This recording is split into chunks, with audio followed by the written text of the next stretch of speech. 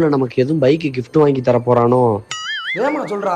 22-31. 22-31. ஏய், உனக்கு ஆதார் கார்டு போட்டா மட்டும் போதுமா இல்ல pan card, ATM card, bank book, ATM card password இது வேற எதுவும் வேணுமா? ஐயோ கண்டுபிடிச்சிட்டானோ. நான் அனுப்பி விடுறேன், வச்சுக்க. சரியா? தேவைப்படும் உனக்கு எதுக்காது. ஓ நம்பருக்கு ஒரு 4-5 ஓடிபி வரும், மறந்துடாம உடனே வாட்ஸ்அப்ல அனுப்பிடு. நான் பாத்துக்கிறேன். ஹலோ. டேய், வாங்கின வண்டியை கொண்டு வந்து தர்றதுக்கு உனக்கு இவ்வளவு நேரமாடா?